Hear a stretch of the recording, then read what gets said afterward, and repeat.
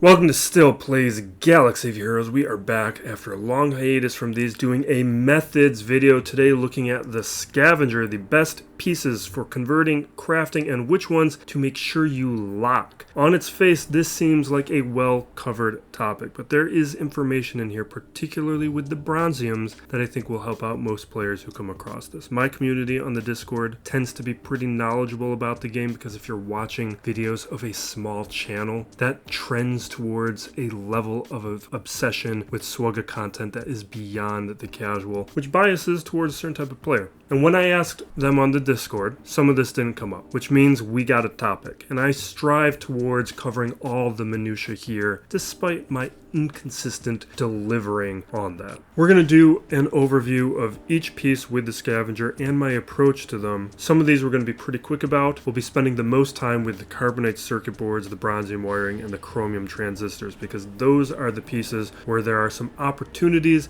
that I think some players may be overlooking. With the Carbonite circuit boards, the value of converting here is pretty terrible. Play normally, grab your shipments, but it takes a whole lot to get very little. Everybody knows that your best option is with these crystal packs. They're a great value, they are fast, and aside from refreshing energy, some of the best use of crystals, particularly for the late game. With every appearance of these, I'm grabbing about 1,000 to 2,000 crystals worth. I hope to get about 300 to 500 depending on the luck of those drops. But I don't try and do it all at once. I plan out these long projects, and over the course of the months we'll have several opportunities to accumulate the circuit boards that I need. Plus, I like to create opportunities for my account to passively get the circuit boards that I require, because there might be some savings that we can gain over time. Now you see here a number of locked materials. Do not convert any of these resources. Here is a better way to visualize it. We are going to be using these as ingredients for other scavenger pieces. Here is a list of the items to lock. We'll talk about a couple of these a little bit more in detail, but take a screenshot of that, document it, lock these yourself. What we want to keep in mind are a couple specific pieces that are worth highlighting, and that is the Mark II thermals up in this corner here. You can grab those from the guild store. They are also going to be a crafting piece, and that is also true with the Mark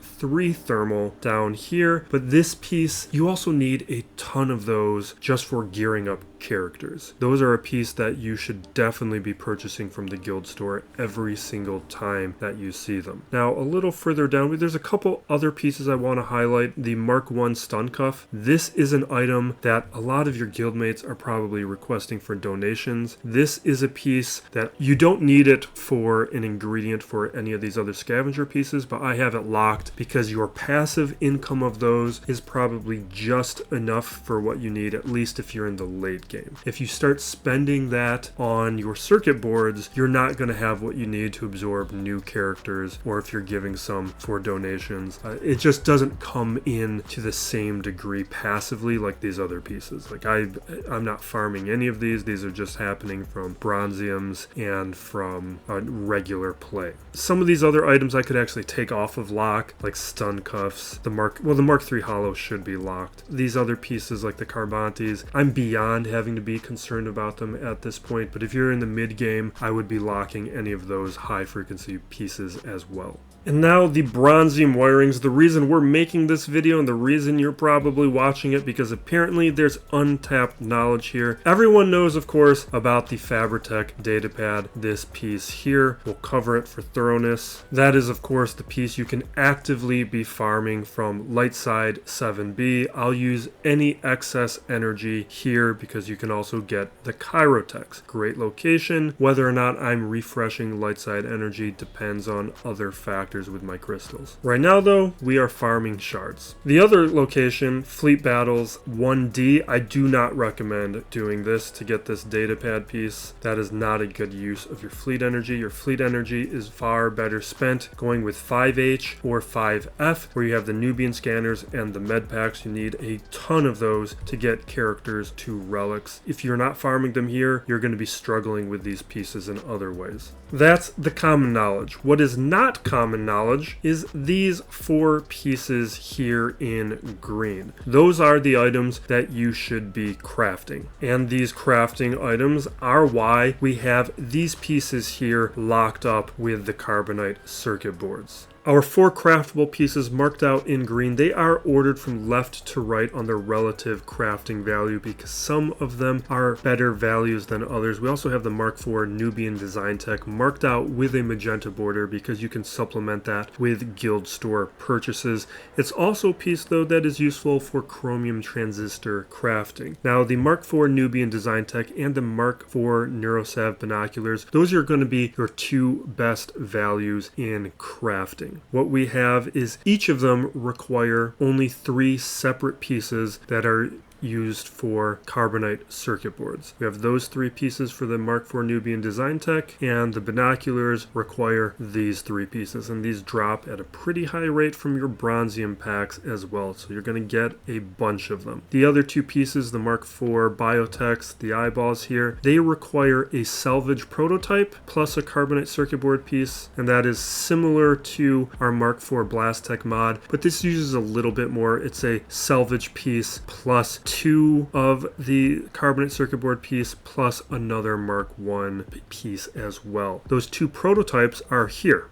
So they are already required for Bronziums, but at a lower value. So when you're converting them into these crafted pieces, you're getting a little bit extra value. So make sure you lock both of these prototypes, the Mark IV Blast Tech here and the Mark IV Prototype Biotech, because you don't want to be using them unconverted. You're losing value. To illustrate the value here, if we were to convert 250 of these, we get 55 Bronzium wiring and an equivalent amount of Carbonite circuit board ingredients. We're going to be ending up with 64, and that is less than a crystal pack's worth of Carbonite circuit boards. Now we all know that this isn't a good crystal value purchasing these Bronzium wirings, but to see what's going on here, a 500 crystal purchase has a 65% chance of being less than 50 Bronzium wirings and an 85% chance of being 50 or less. So using those Carbonite circuit board materials, those ingredients, has a significant value over the crystal purchase of the Bronzium wiring. And if I were to go in here and craft all these pieces, you look at the counts that I have here, we've got 450 of these pieces. We have another 300 pieces here. I have close to 1,000 uncrafted Bronzium wirings within just those 4 pieces. Everyone should be adding that to their Bronzium wiring processes. I do want to explain what's going on with these other pieces so that you fully understand. The pieces marked out in the yellow border with the 100 level counts, those pieces you could craft. There's just no added value. It's just these pieces down here and the amount of pieces it takes to convert into Bronzium wiring, either crafted or uncrafted, is equivalent. No gain or loss. The pieces though marked out in red, those pieces you do not want to craft. Those include some combination of either some of these pieces, some of the prototypes, or these pieces down here at high counts where you are losing value and you're going to just be better off using them as conversion pieces uncrafted. We also have 2 additional pieces in the magenta dashed line. Those are pieces that you can supplement through the guild store with purchases, and that is one way you can supplement your Bronzium wirings as well. And those pieces are your Mark V Biotech and your Mark IV Nubian Security Scanner. Now, depending on where you are in the game, there are some additional pieces worth locking. You can take a look. We're not going to go into detail here. These are pieces that are a little bit more common for gearing, so you're going to be better off locking those to make sure you don't burn through them. The Chromium Transistors, this is the last item that I think may help out some players, but most of this is more commonly known. Here we have 5 good resources, and the guild store is going to be your best friend for 3 of them, and that's going to make it very affordable where you will never have to worry about this piece ever again. These pieces here, we have the Blast Tech Weapons mod, the Mark VII. I also have marked out in gray the 3 pieces that you should be purchasing from the guild store. The Mark IV Nubian Design Tech, though, remember, that is also a Bronzium wiring piece that you can be crafting. Now, to show you the specifics on each of these, the Mark VII Blast Tech mod, this one one you actually don't want to craft. This is a bad value, and it's using some pieces that are going to be better used for Bronziums, but you can purchase this fully crafted within the guild store. Grab as many of those as you need. I'm far in excess of what I need. Now, the Mark 7 Eurosav binoculars, this is a good piece. I told you to lock this with the Carbonite circuit boards. You can also purchase fully crafted Mark 3 thermals from the guild store. You want to do that because you actually need a crazy amount of these Mark 3 thermals uncrafted if you were to need to craft them. And so this saves you a bunch of resources to be purchasing it through the guild store. And then you can just very easily convert them into this chromium transistor ingredient. These are also the pieces that you want because you're getting a huge value out of them. Now, our Lornar power cell, this thing uses this piece that we needed from the Bronzium Wirings, but also the Mark II thermal. Both of these are purchasable in the guild store. The Mark II thermal, I told you to lock this piece with the Carbonite circuit boards. And then the last two pieces, these are a lesser value, but you can do it. You have the Mark 7 ball armor, but if you're doing this thing, you're using up a ton of these stun cuffs that I don't think is a good idea to do, just because everybody wants these. You need a bunch of them. You don't get a lot of them passively. It's a lot of work. I tend to ignore this piece. Plus you have the Fabritech weapons mod,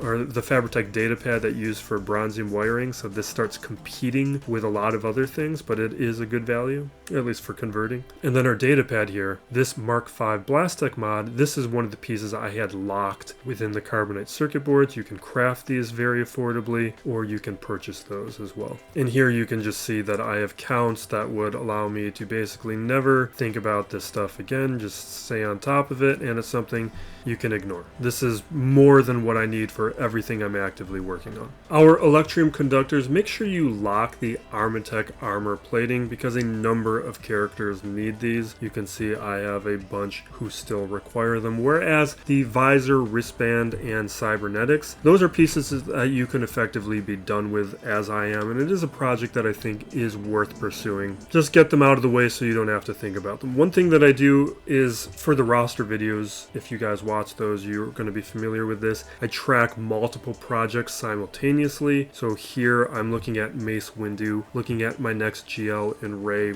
multiple other relics, conquest characters, Jocasta News in here, and I am in surplus mode for all of the Electrium Conductors, Zinbiddie Cards, and Impulse Detectors. Those are also the three pieces that I'll supplement with Mark III raid currency. And with the time that it takes to accumulate signal data, I can usually get all the pieces that I need of those three just with Mark III raid currency while doing minimal conversions over here. But I do have the capacity to convert a lot of these in bulk as needed if we were to see something show up quickly, like a new Galactic Legend or something where I was motivated towards going after a new unlock. With the Zinbiddie cards, I am converting almost none of these. I'll do one or two because this is another thing where I'll get obsessive and I would need to have the multiples of 5s. I'll convert whatever I have excess of into a Zinbiddie card, but then use the Mark III raid to purchase 2 or 3 at a time, whatever's needed to make sure that I maintain those multiples. But otherwise, I try to keep the conversions low because as we're tracking anything within my spreadsheet, when it comes to those pieces, I don't really build up significant surpluses of them. Like right now we are in deficit of the Mark 12 thermal, and I have low counts on the HoloLens and the keypad even though I am in surplus. So I try to limit conversions as much as possible and just use my Mark II currency to purchase these up for relic needs.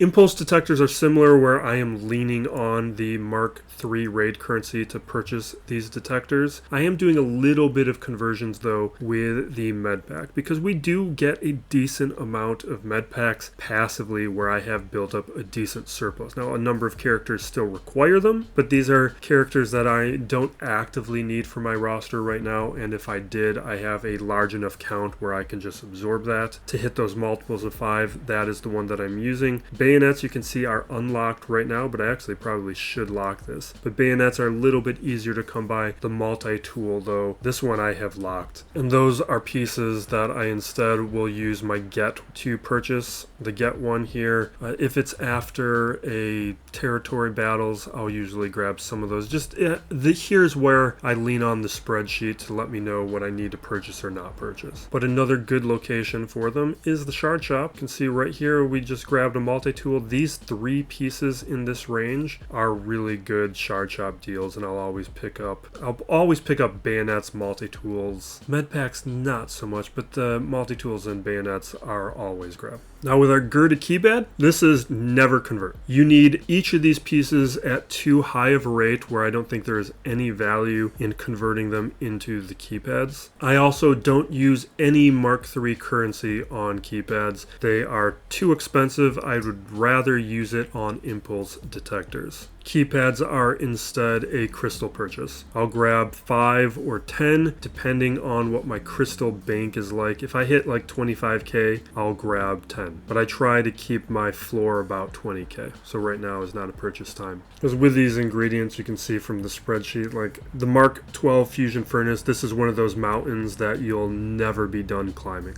Like I need 147 of these. This is where the bulk of my Mark II raid currency is going. But that Mark II raid currency, it gets spread out throughout all of those gold pieces, just depending on needs. But we will return soon doing more of these methods videos and some of those lowish viable team videos, some of the evergreen videos that I haven't been putting out as frequently. I'm going to make a little bit more of a priority and get them out.